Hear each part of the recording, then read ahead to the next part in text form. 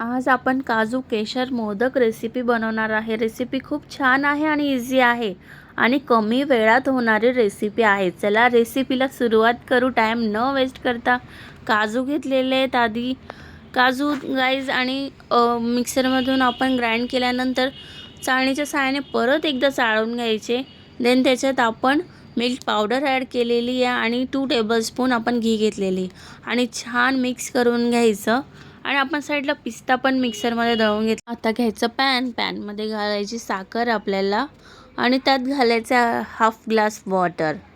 आता गाईज मी 2 ते 3 तास झाले दुधामध्ये केशर असं मिक्स करून ठेवली होती। खूप छान कलर आलाय, तुम्ही बघू शकतायत।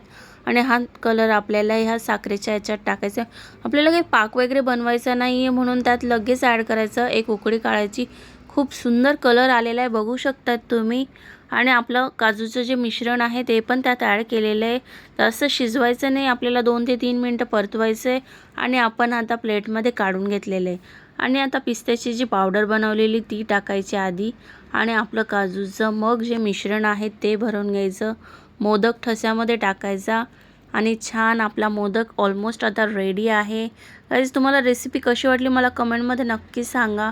अशाच छान छान रेसिपींसाठी चॅनलला जर तुम्ही सबस्क्राईब केलं नसेल तर पटकन सबस्क्राईबचं बटन दाबून घ्या, कारण अशाच छान छान रेसिपी जर तुम्हाला बघायच्या असतील तर सर्वात आधी नोटिफिकेशन तुम्हाला येत जाईल। बघू शकतात गाईज तुम्ही मोदक खूप सुंदर झालेले आहेत।